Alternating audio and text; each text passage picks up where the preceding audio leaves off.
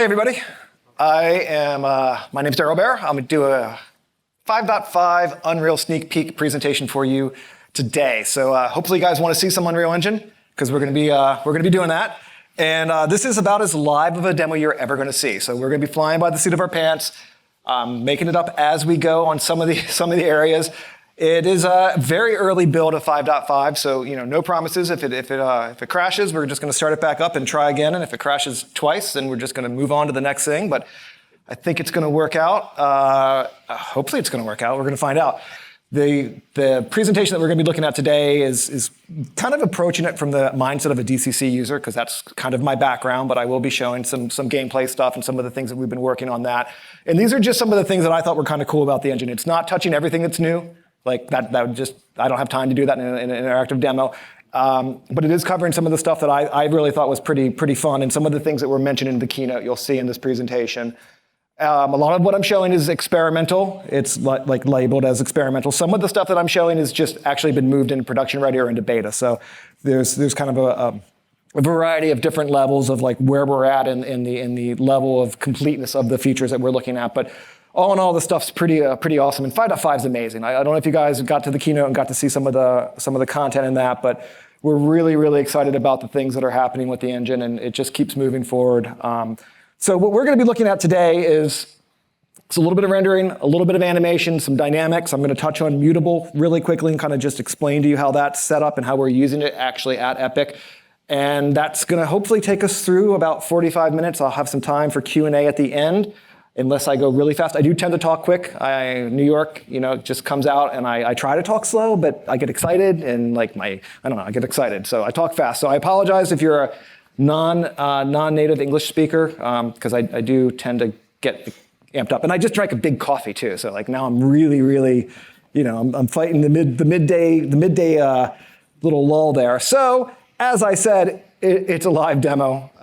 A lot could go wrong, but a lot could go right. So let's see what happens here. So we'll jump over to the editor, and I'll give you a glimpse at what we're going to be playing around with. So this is a data set that I have been working on. Let's just get rid of that guy.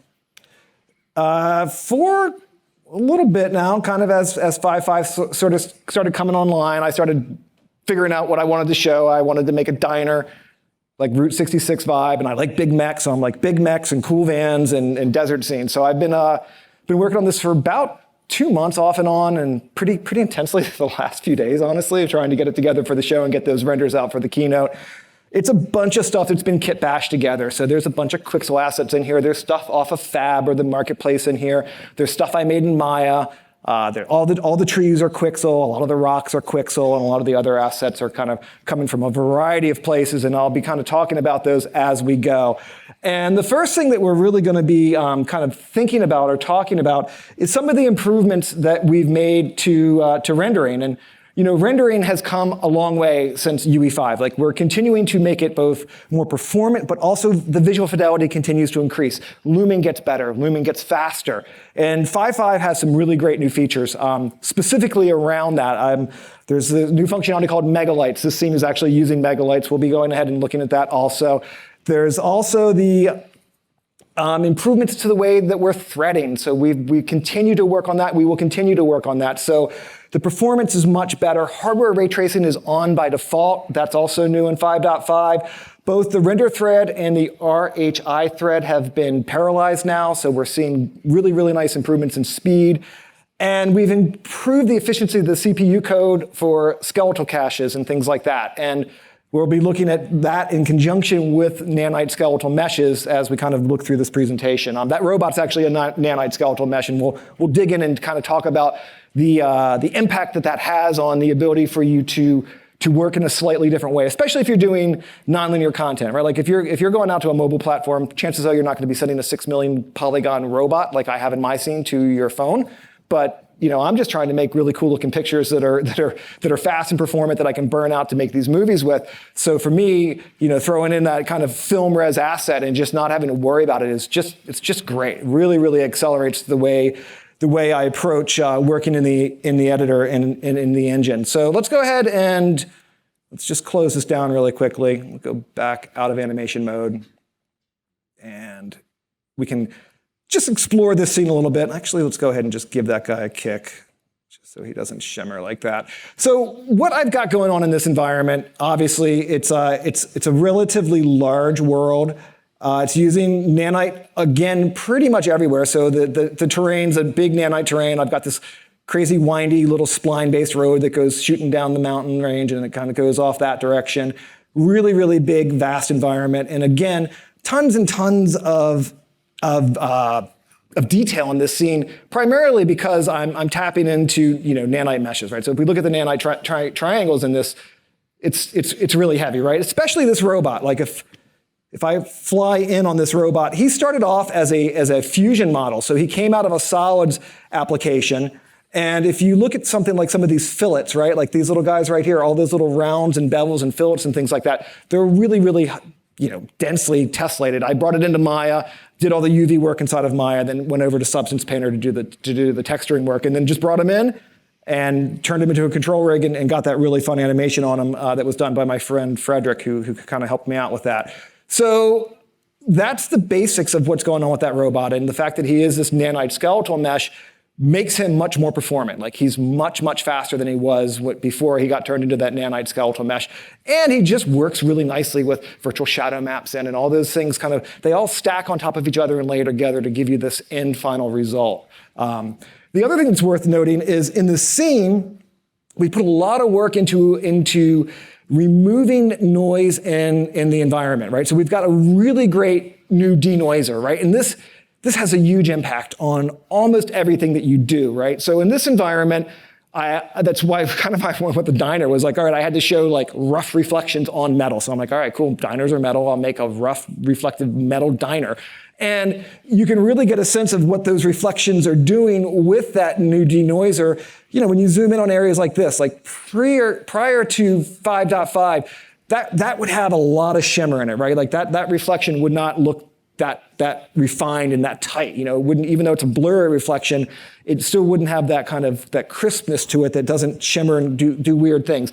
The other thing that's really interesting about this is because that denoiser is so good, I'm actually cranking up the min rough before the ray tracing kicks in a little bit higher. Like the default value is 0.4. If you're doing something, a game and you need every little ounce of performance, you might keep that down low. But if you're doing something and you've got the bandwidth or you're targeting like I built this on a 4090. It's actually running on a 4080 now. But I'm like, heck, I'm going to crank that roughness value up, and you get a little bit more out of it. Like visually, if you crank that roughness value up, and I've got enough bandwidth even on a 4080 in this scene that it's not that big of a deal. So if we were to just take a look at our post-process volume here. And let's just slide this guy over here. Like we'll grab this exterior post-process volume. And if we go down here and look at the lumen reflection, so I've got two bounces on, but you can see I've got that max trace rough set up to like 0.7. Because look at what happens if I drop it down, down into the default range. If you look at if you look at the metal on the diner sign, the metal on these columns, and even this background mountain, which is again, came off of the marketplace. Really, really great asset. That background landscape is really super cool. If anybody has questions about that afterwards, just come up and I can try to figure out which the name of the assets were that I used when I kit bashed this thing together. But if we go back into that post-process volume, which is, where did it go? I lost it. There's so many of them in here. That's the inside one. I'm looking for, hold on. I'm looking for the one that's lower. Oh, you know what? I'm going to do this. Here's a good trick. If you hold down the Shift key and you click on the arrow, it'll compress everything down. I don't know if you guys know that, but it's a good trick. So watch what happens as I start to increase this. You can start to see, especially around that diner sign, where all that stuff starts to kind of come together in these poles. They just start to look a little bit better. Another area that roughness really comes into play is something like these puddles, right? So on a puddle, the roughness value in the middle is really, really low. It's like almost zero, right? Really, really low. And then it goes out to the asphalt, which is pretty high, like 0.7. And you get this little blending transition effect. And prior to having that really awesome denoiser, that blend between there, you'd get this little band of halo of noise around your puddles and things like that. So the denoiser, it's just great. You guys, can tell I'm excited about a denoiser. That's who I am. I'm excited about a denoiser. That's kind of sad, but that's where it is. Yeah, so a couple of other things that are kind of interesting on this guy. Like if you look at the paint, this is using a clear coat material. So as I kind of move across this, with the clear coat, you get like a really rough reflection on top, or a really smooth reflection on top, but then you have that broader kind of diffused reflection. It's almost two speck loads happening stacked on top of each other. So yeah, it holds up on that screen. You can kind of get that sense of, it all sort of makes it all work and come together and give you these really nice noise-free results. And this is using UDIMs. Unreal does a great job with UDIMs now. So if you're coming from a traditional DCC film pipeline, UDIMs are wonderful. That van has big AK textures all over it. I'm using all the texture memory that the 4080 has. Like, I'm using it all. I thought I was going to have a 4090, but I got a 4080, and it's fine. I just used my LOD bias to step a few of my textures down and get it into that memory footprint.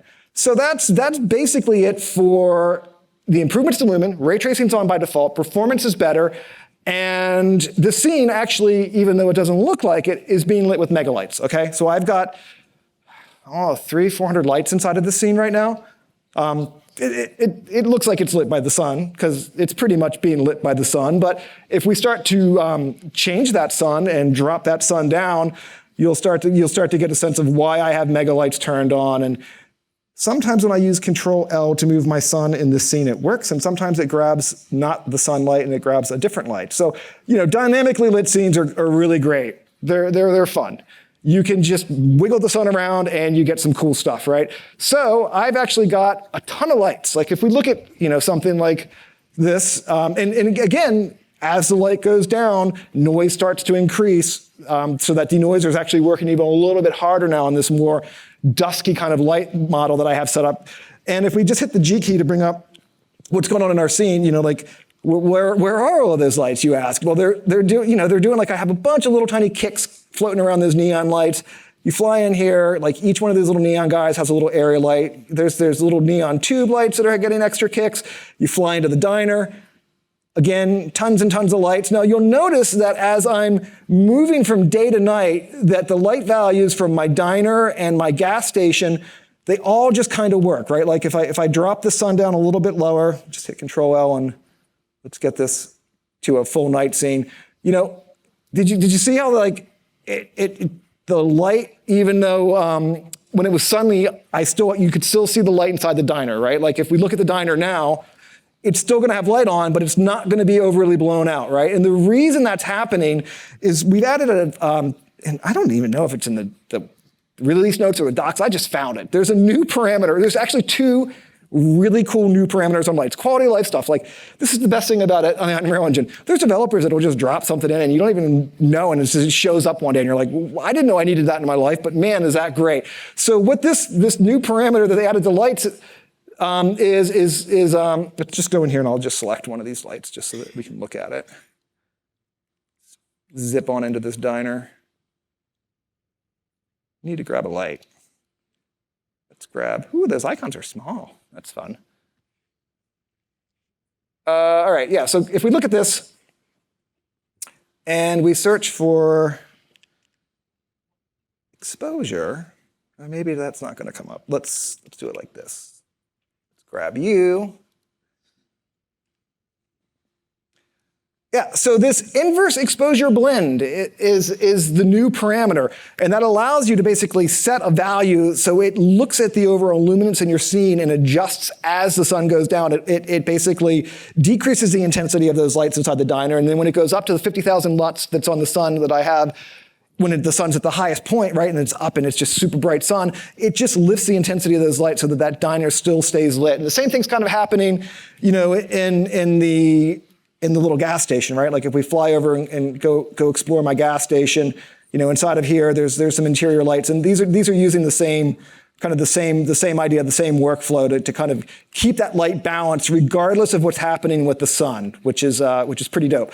And like I'm doing a lot of stuff. Like if you look at like these little lights here, like I have these guys kind of scattered around. These are like my landscape lighting model and my building lighting model. So I got these little LED, pieces of geometry. And then on those, I have a spotlight that's kind of coming out, and it's got a light profile on it. That's why it's got that funny little shape on there. That's giving me a visual representation of the IES light profile. But then I also put a little point light in there. So almost anywhere you see a light, I'm stacking kind of two together to give me that little bit of like extra bloom right around the light, and it lights the fixture also. So the same thing's happening on all the street lights. So every street light, if you look at all my street lights, they're all gonna have, scattered all the way down that street, these extra, kind of little stacked lighting setup. So I don't know, I think that looks pretty cool. And then, I've got like landscape lights because I want my trees to show up because I worked so hard to place all the trees. And then of course, the van just looks pretty dope. And so the van, I had so much fun with this van. I like vans from the 70s and 80s, so I kind of got like a modern shaped van and then just ripped it apart and changed the wheel wells and squashed the nose down and did some fun stuff. And we'll look a little bit more about how you can deform vans later in the presentation. But yeah, the van was cool. I don't have a van. I have an old Land Rover. It's kind of like this.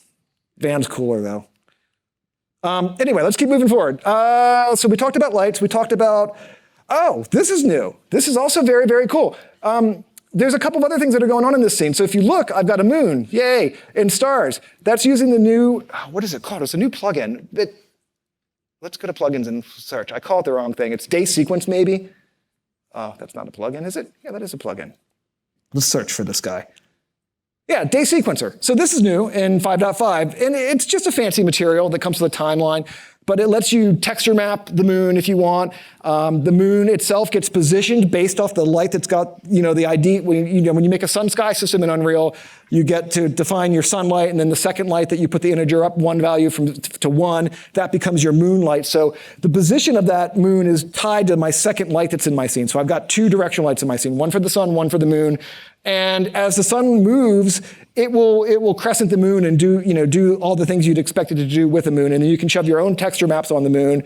There's different parameters there for the sun spot in the scene, so you can overdrive the sun spot, which is actually also being driven. So it's a sky environment sphere, like an inverse sphere that's got this fancy material on it, essentially, that just gives you stars. There's lots of controls for the stars. The stars can move.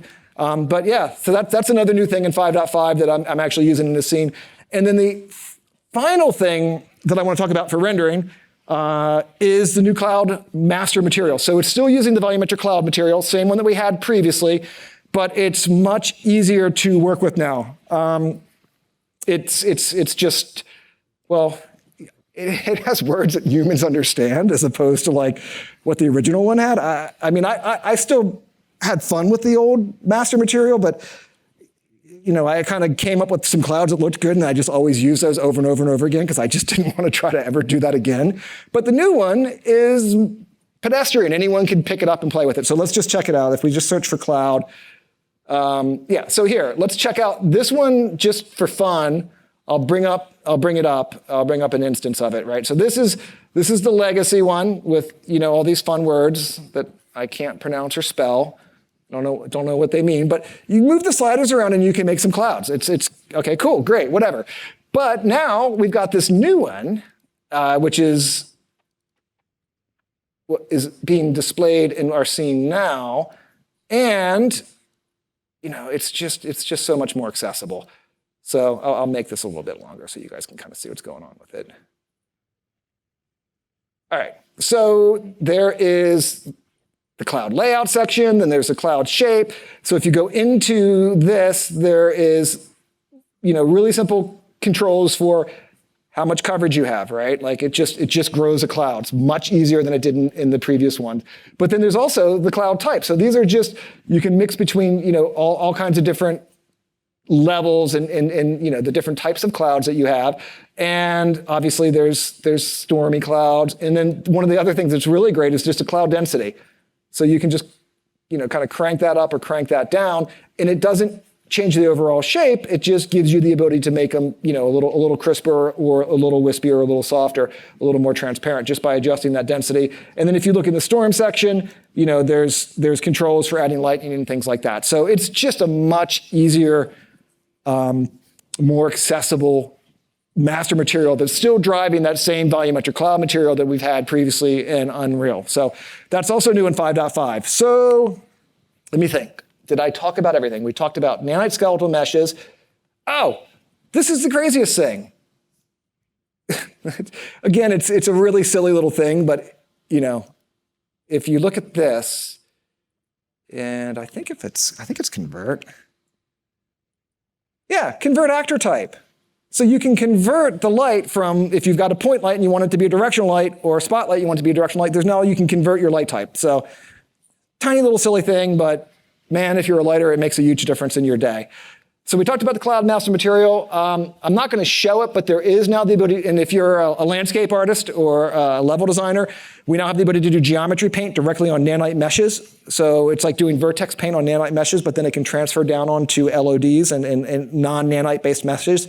So that allows you to work with nanite meshes, but then still get all that work that you do, like if you're doing any vertex painting, or it's called geometry painting now, and still get that off of the nanite stuff onto your standard low-res polygonal assets, onto your lower, mobile platforms and things like that. So I'm not demoing that, but it's just like it's like the same paint tools we had before, but nanite is now an option for you to use, and you're not like pigeonholed in as you were previously to 5.5. Last thing worth mentioning is Path Tracer's production ready, and we've added experimental new features to the Path Tracer also, and it now supports Vulkan on a Linux render farm. So actually somebody was just asking me about that last night. So yeah, it's a little bit of love into the Path Tracer also.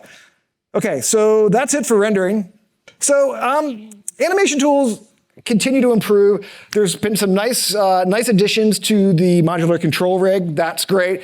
There's been a really nice stuff done with just the sequencer tool and the animation tools in general. So we now have a nice time warp functionality directly inside a sequencer, as well as the ability to do layered animation. So I'm going to try to show that, and hopefully it'll work. This is the area where we're kind of flying by the seat of our pants. So I've got this unfold animation on my character, right? Let's just expand that out and just kind of slide down here. So this should be the first clip. Yeah, okay, so there's my little robot animation. Woohoo! He's doing his thing, which is super fun and super cool. And what we want to do is I want to just change that foot animation, right? So right now, this is just a straight anim clip. So what I'm going to do is I'm going to go right-click on top of this. I'm going to go to Control Rig, and I'm going to do a layered control rig on this guy. So we're just going to say layered control rig, and it's this high-res one.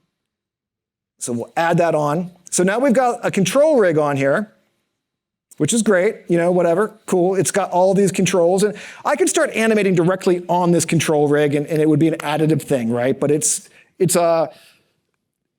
how we had it in 5.4, and you still might do it in that way, but we've actually added animation layers now, which feel very similar to Maya's animation layers, which as a old school Maya guy, that hey, that's good. That makes me happy.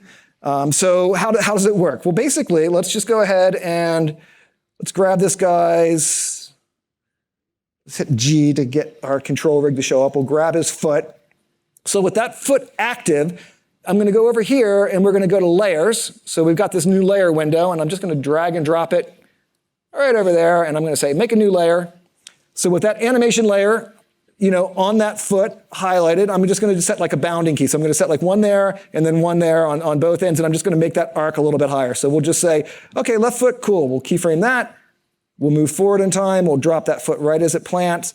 We'll keyframe that, and we can kind of zoom in here a little bit. Woohoo! And we'll just kind of go to the high point of that. We're going to crank that guy up, and we'll keyframe that one more time. So, we're just doing this pretty straightforward, a little tweak on top of that, but because it's done with animation layers, you can blend and add these on top of each other, right? So it feels just like Maya, honestly, and that's a good thing. It's a pretty good animation system. I think Unreal's getting better. I mean, you can just do so much in Unreal now, and the guys that are and the girls that are working on these tools they're killing it. They're doing a great job. So animation layers, woohoo! You guys don't clap for anything. No lights, no animation layers. I mean, good grief. Looks like Maya. I mean, come on. This is good. It's good stuff. Anyway, so we got that robot doing his little thing. Let's talk about deforming the van. All right, so this is fun. I'm gonna, do I have it in here? I don't think this is a skeletal mesh one. I think that's just a static mesh. All right, I'm going to drop another van in my scene. Let's go. Let's find this guy. Van. Geometry collection. Yeah, skeletal mesh van off-road with class. Okay, cool. Here's a van. Yay. So it's a skeletal mesh. So what we're going to do is we're going to go and we're going to do, I want to deform this van and just make it like a little weird transition effect happen. Like I was going to do a paint move across it and have it change material or something. I want to have like some weird geometry, wiggly effect. I'm going to do that with a lattice deformer. So this is new. Single click, add deformers into your sequencer. Really, really powerful feature. So with that van in our world, let's not focus on that. We'll just grab this guy. Oh, come on. So many things in this scene. This scene is gigantic, by the way. It's just so much stuff. It's crazy. I got to find this van. Where are you, dude? Okay, there you are. Cool. Here, I'm going to just wiggle this up, and we're going to drop this guy in here, boop, just like that. So on the van, you have to. This is a plugin. It's like called Kit Animation or something like that. You have to load the plugin for the deformers to show up, but know that going into it. So then, and you also have to have engine content and plugin content visible in like the little content browser thingy, or else you won't find the deformers, which can throw you. So just look out for that. So we're going to say on this guy, we want to add a control rig, and instead of being a layered control rig and filtered by assets, I'm going to filter out just deformers, and I can search for lat. Oop.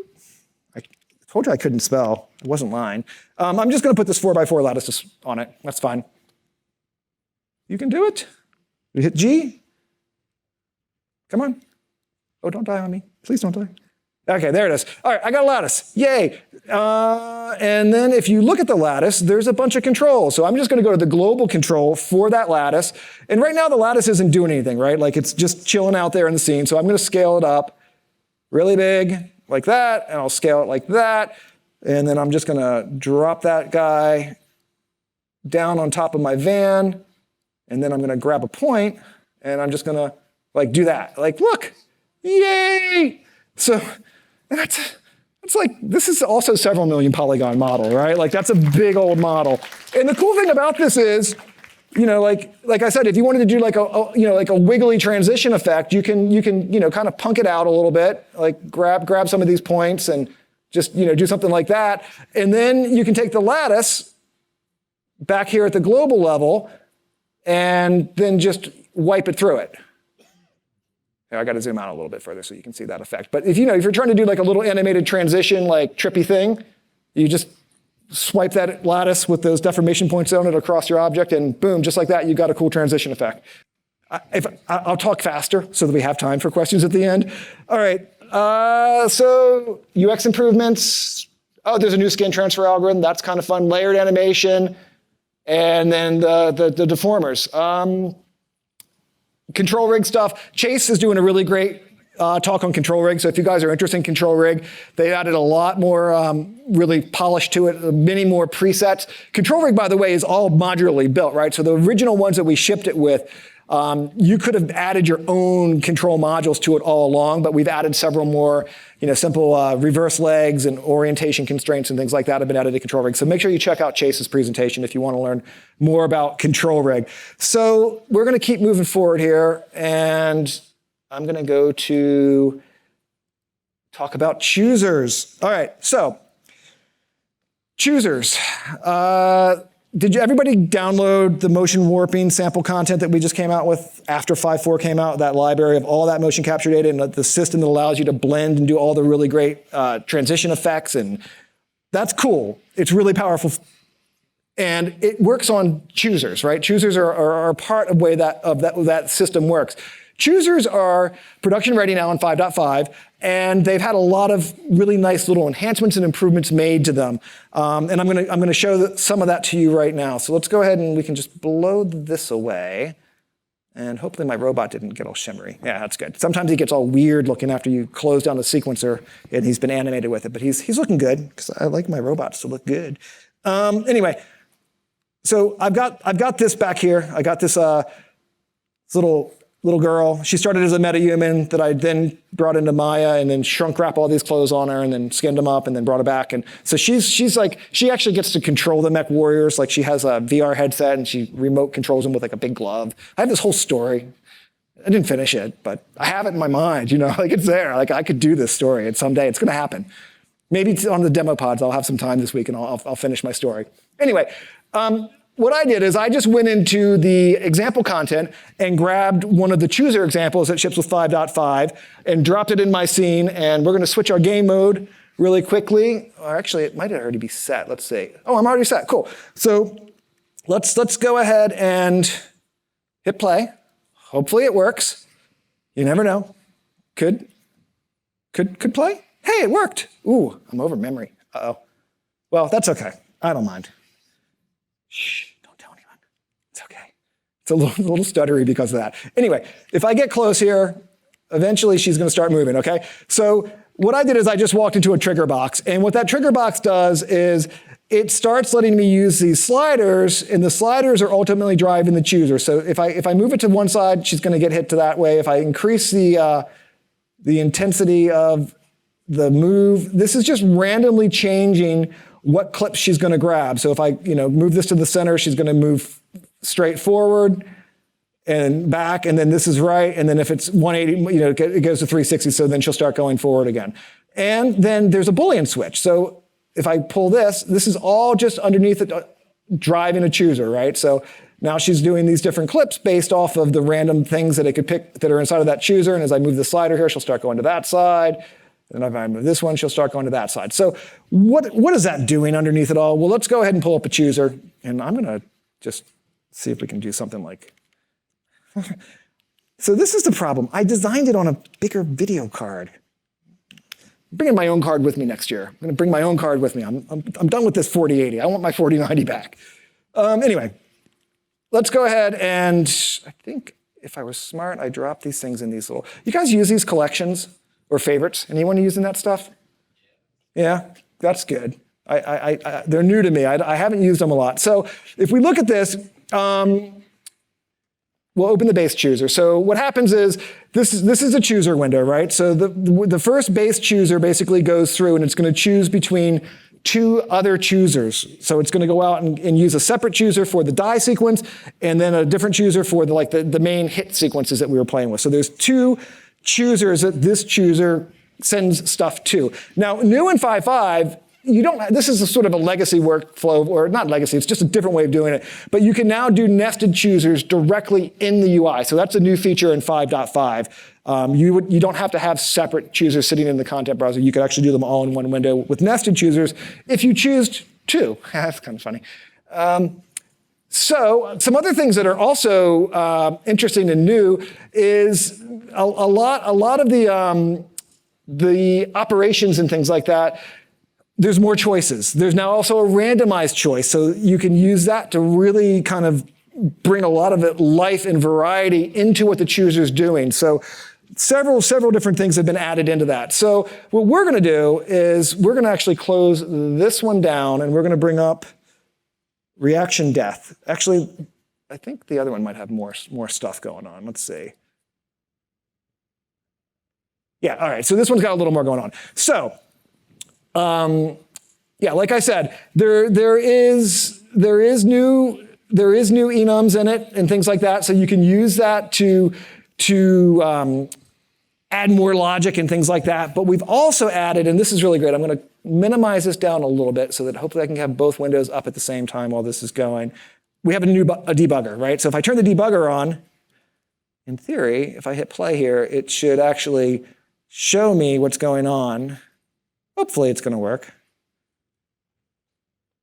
I might have to select it in a slightly different way here. I don't think I got it. Oh yeah, I got it, cool. So as I'm doing this now, it's actually giving me the visual representation of what clips and what things are actually getting triggered and actually happening. So you can see those colors are changing, and the choices that choosers are making, I'm actually getting to visualize as I move through this with the debugger, which is really pretty awesome and very, very, very powerful feature. So, certain things get blocked out where they're no longer a valid option, so they're not even visible, right? So it's giving me this nice debugging ability directly inside of the chooser. It's also worth mentioning that, we're using choosers in a lot of our own IP, right? Like we're using it really heavily in our own internal IP. So they're battle tested. And the crazy thing about choosers, and a lot of people don't even realize this, is well, as I said, the enum list has gone much larger than it was prior.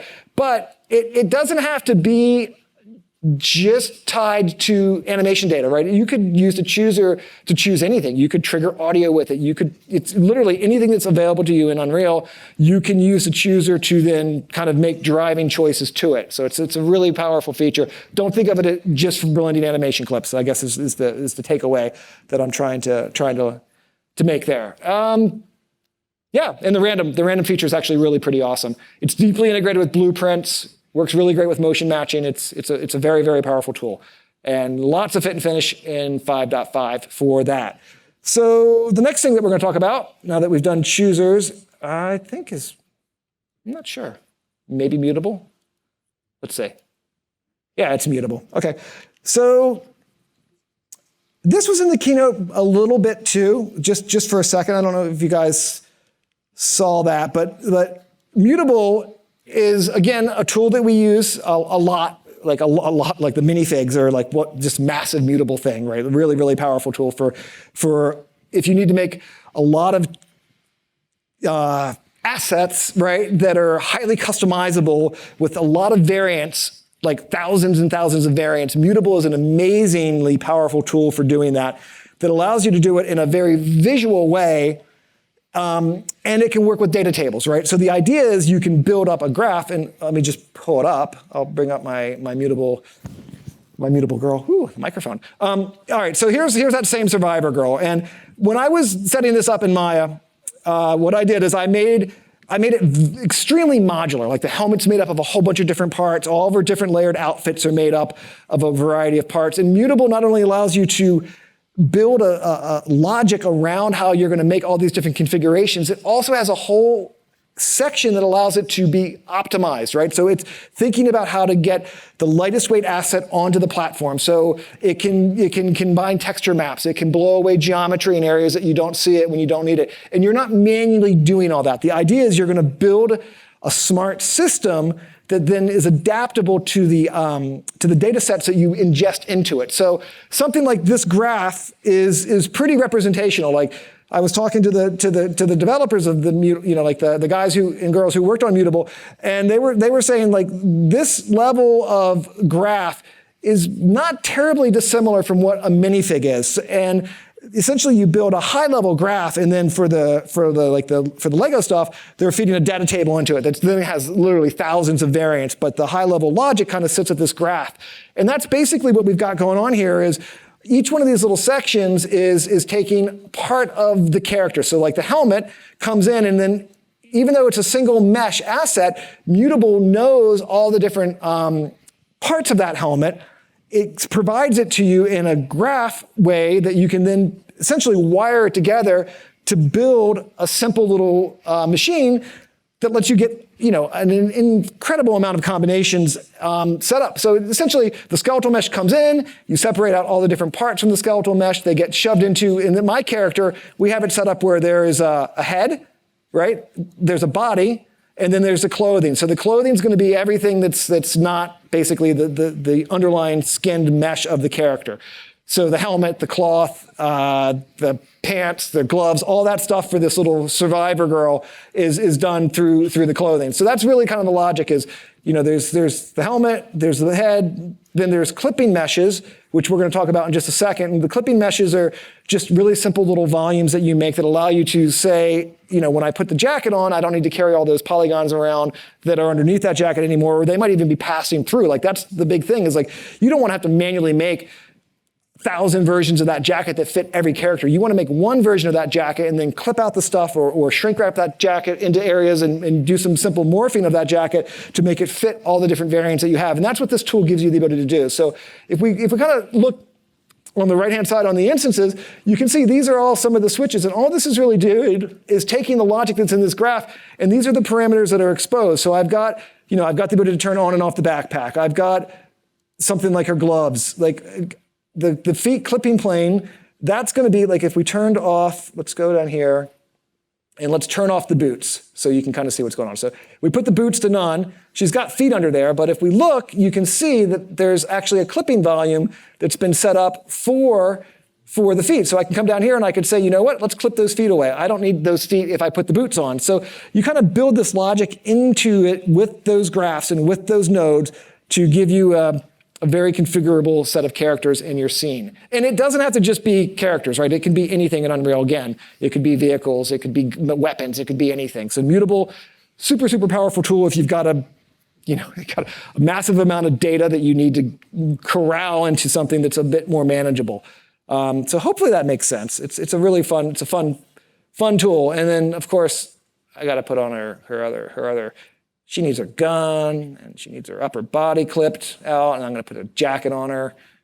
Got the shirts. Let's get the boots back on, and then the jacket, which I had fun with the jacket. So you can see the jacket is clipping, right? So that shirt's kind of going through it. So what we'd want to do is we want to basically clip out the lower body and then clip out the upper body. I don't know where the clipping for the upper body is. It's got to be buried in here somewhere. I bet it's under here. We expand the jacket out. Yeah, there it is. So boop, turn the shirt clip on. It just knocks it out, basically, like just blows those polygons away. So that's Mutable. And again, this is being heavily used in our internal projects. So it's pretty battle tested at this point. All right, I got to keep moving or else I won't have time for QA. We did talk about Mutable, which is fun. And then, dynamics, yay. All right, so this is kind of cool. Let's get rid of that. And so we've got a new modular car rig, a vehicle rig, I should say. It's not even just cars, because it can be cars or planes or hovercraft or whatever you want, done with chaos. So if we were to switch our level over, I'm just going to show you one that's pre-done. So if we go in here to four-wheel vehicle, modular four-wheel, okay, I think that's probably good. And let's kind of frame ourselves up here and hit play. So I just switched my game mode. Hopefully it works. Should load up a little. Yeah, it does. Cool. This is it comes with the sample content. So this little buggy is part of the sample content. We're going to drive it around for a second. Then I'm going to break it down and show you how it's built. And then we're going to add in a van. Instead of having a little buggy, we're going to use my van. And it can work with in a couple different ways. So you can see as I drive this guy around, I'm a bad driver, but whatever. Oh, goodness gracious. Let's back up. I really want to go jump something. So I'm going off-road in here in a second. I just need to find my entry point. Oh, come on. Yeah, here we go. Oh, man. So chaos physics, and the setup's ridiculously easy. That's the really fun thing about this. So let's get out of that, and let's expand this out, and we'll look at how that vehicle's set up, and then I'll walk you through doing a few other things with it. So if we go down in here and we look at, do I have it set? No, I don't. Ban overload. All right. Well, here. We'll look at this one. All right. So first things first. Inside of here is the buggy. The way the buggy is set up is really simple little sim modules. So essentially, you take a body. On the body, you have to add a chassis. You add an engine, a clutch, and a transmission. These are all just added to something by saying sim, and then you can add in, a wing or a wheel or a thruster, right? So they're modular components that you add on to geometry collections. So geometry collections, for those of you who haven't used them, let you take meshes and then turn them into a collection that the physics engine understands. And it can actually take those static meshes and know where all the subcomponents of those static meshes are and do things with them, which we'll look at in just a second when we blow up a sign. But essentially, that's what's going on with this car. Is it's got a wheel, then hanging off of that collection for the wheel, we've got a suspension, and then we've got the actual physics wheel underneath it. And that's all you have to do. So if I wanted to add and make this a 6-wheel vehicle, I could literally take this wheel and this suspension and that and duplicate it. Or if I wanted to, I'm just going to move this off the screen really fast, and I'm going to get in here, and I'm going to actually pull up the engine content. Let's see here. Let's close you down. Is the engine content not shown? It's got to be shown. I'm sure it's shown. Let's get rid of that. Oh, no, maybe it's not. Settings, engine content.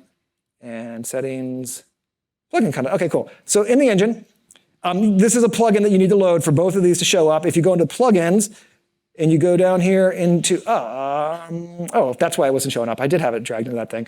It's engine content plugins. There's a thing called Chaos Modular Vehicle Examples, right? So if you look at the different vehicles that it has inside of here, it's got planes, it's got hovercraft, it's got 6-wheel cars, but it also has blueprint classes of these wheels. So what I'm going to do is, what the blueprint class does is it's basically just got the suspension and stuff in it directly, right? Like it's just a little faster to add it. So what I'm going to do is I'm going to drag and drop this blueprint wheel into my scene.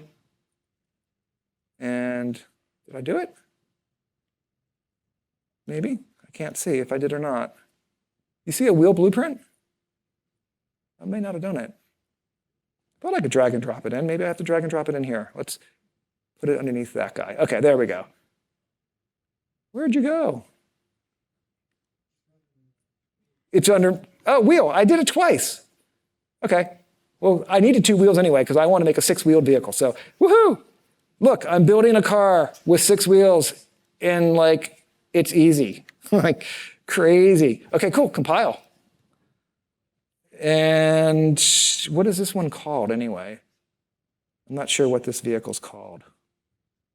Got to make sure I have the right pawn selected when we go back. I think I'm back, where was I with that guy? I go into,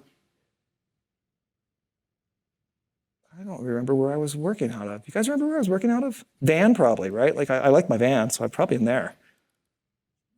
Oh, there it is. Yay. Okay. Oh, cool. I put my initials on it. I was trying to make it easy for myself, but. So I'm going to search for my initials. Check it out. There he is. Okay, cool. Now let's, you think it's going to work?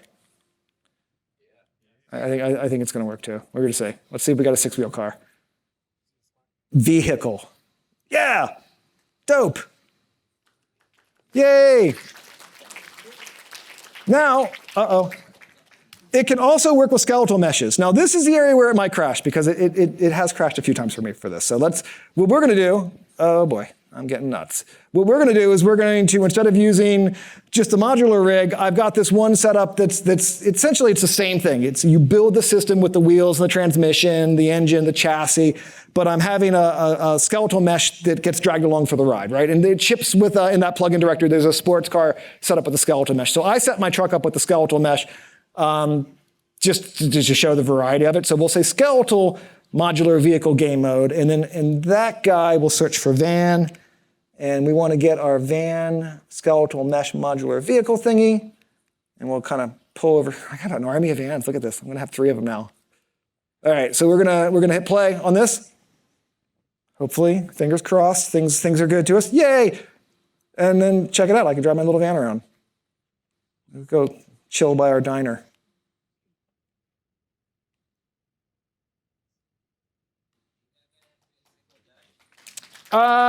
This is a single skeletal mesh, but you could do like a blueprint mesh or something like that. You could stack. It goes along for the ride. So whatever you parent below the main vehicle chassis node is just going to get carried along for the ride. But this has it knows to drive the wheels and things like that. I just copied the skeleton that was on the sports car and then rigged my van into, I moved the positions of where those bones were and then just rigged my van directly into the sports car one, mainly because I was, trying to build a demo really fast. So I'm stealing everything I can to do it. All right, so that's that. All right, so we're going to open another scene. Well, it's kind of the same scene, but it's in here. I'm going to show you. We can do it, actually, we'll start here first. All right, so geometry collections I mentioned before, right? So that you take a static mesh, you bring it into your scene, you go into the fracture button and you say create a geometry collection from it, and it goes through and figures some stuff out where all the islands are and makes a geometry collection of nodes. We now have a really nice node-based dynamic system inside of Unreal for doing fracturing and things like that. So it's very, it's kind of like Houdini. If anybody here uses Houdini, it's got some similar concepts. We're doing it slightly differently because we're like a game engine, and that's Houdini. It's like Houdini. So, but we're doing some cool stuff, and I think that you guys will like this. So, this is about as simple as it gets right now. Hopefully it's going to open and not crash because that's taking some time. Okay, so what we've got is we've got our sim view on the right, and then we've got like this little view on the left here of like what we're starting with. So there's our dynamic sign, right? So that dynamic sign that's a single static mesh, that sign, right? It's turned into a geometry collection. So the geometry collection can figure out where all the little different parts are, right? That's what the geometry collection's doing. There's an option to separate it out, essentially. It's a checkbox. So that's going through, and then if we zoom in on this, and you'll notice that there's 218 elements in that sign. That 218 spots, right? It has to be in the geometry needs to be watertight. Keep that in mind, because if it's not watertight, the physics engine isn't going to work with it, or the fracturing isn't going to work with it. So what we're doing is we're taking the sign, we're finding the volume of it, just making a bounding box, and inside that bounding box, we're going to scatter points, and then we're going to do a Voronoi fracture based on those points inside of that box. That's all we're really doing. Really, really straightforward. So it comes through, it uniformly scatters points. We're going to put this really low just for this demo to show you. Come on, it's a little slow. So not a lot of points in there. We run it through the fracture. The fracture also has lots of details and lots of control, and then it outputs it. So what that means is if we hit this and we hit play, it drops, it does its little thing, it breaks apart, right? There's a little bit of fracturing happening there, but mainly it's those 218 elements that are kind of dropping down. This is where the magic is, because it's a non-destructive procedural workflow, right? This is really, it's pretty awesome, actually. For anybody who's done any kind of destruction workflows in the past, this is going to make you happy. So let's just put this up to like 300. I don't know, we'll put the minimum points to something like 20. So do you remember what it looked like the first time? It was pretty cool effect, but it wasn't like broken down into lots of little pieces. So now that we've added more points inside of that volume, that bounding box, when we sim it, lots more fracturing, right? Awesome. Now, keep in mind, if you wanted to, you can go and you can cache this. So you can cache it, scrub it, play it back and forth, do all kinds of fun stuff with it, right? So that's pretty cool. Now, let's look at a slightly more complex example. So let's just, we'll close this one down, and I'll just grab this one, and I'll walk you through I'm running out of time. Oh my gosh, I got 2 minutes. Anyway, the Q&A didn't happen. You guys are gonna have to come see me downstairs. I'm on those demo kiosk pods like all week. So come hang out with me and we can talk about stuff. So this one is essentially very similar. We're going through, the first thing we're doing is we're pruning out some points. So see, it's 218 elements right here. We prune that down to get it to a slightly lower count. We're getting rid of the bad stuff, basically, right, with that little pruning operation. And then we're doing the same bounding box idea, but this time we're finding the bottom half and the top half. So we make a bounding box, but then we modify that bounding box so that we're essentially chopping it into two pieces. So we have a top box and a bottom box so that I can get different fracture. I'm running two different fractures. That's all this is. It's just a little bit of logic to run. The top path does the top part of the box. It has its own fracture settings. Then the bottom flow of the graph is the bottom part of that's the rods and all that other stuff that's on the bottom. It's got its own settings. There is an explode node, which is kind of funny. Again, very similar to some other applications, but if you were in the right click, this is fun. So the enable disable state in this build isn't working, so that makes life fun. That took me a little bit of time to figure out, but I think if I just come down here and hopefully if I click this button, yeah, it does, look, yay, it explodes it. Anybody who's done physics work in other applications, that'll be pretty familiar with. So anyway, we do that, we hit play. I'm gonna run over by 2 minutes and people are gonna hate me, the next speakers. We have another fracture thing. So the final thing I wanna show you guys is this in context with a vehicle, and I'm gonna do that with another level that we're just gonna open up because it'll be faster, and we don't wanna save that. So now we've got a car, there's gonna be stuff, ooh, it crashed. I'm gonna restart and show you my car smashing the sign even though I'm a minute over. There's a visual debugger now too. It's very much like the rewind debugger for animation. I don't have time to show that because we ran out of time, but it lets you put two windows up, record the state, see everything that's happening with the physics and traces and sweep traces and things like that. It's very, very cool. Hopefully this is gonna open quickly and we'll drive the car around. Okay, go in here. Basic level. Yay. Okay, cool. This one's fast, by the way, because it's like, there's nothing in it. But, oh, here, I talked about it. I'm going to show it. People hate me. I don't care. Build tools, all debug. Visual debugger. Chaos visual debugger. Yeah, okay. Oh, doc, please doc. Do you like a docky thing? Not on that window. Okay, this is not, it's not helping me. It's not helping me. All right, so check it out. Record live session. That sounds powerful. Let's start up a thing and let's do this. I didn't turn any of the options on, so I'm not going to query a ton of stuff, but that's running, that's recording. I'm driving around. I'm going to smash some stuff because I like to smash into signs. And then let's find another one to smash. And then, of course, I've got this debugger that was recording all that stuff, so I can go back and then scrub through it and turn on different types of things to evaluate all kinds of different stuff. So that's it. That's Unreal 5.5. I'm a little over. I'm sorry. No time for Q&A, but I'm on those demo pods all day. Thanks, everybody, for your time. I really appreciate it, and enjoy Unreal Fest.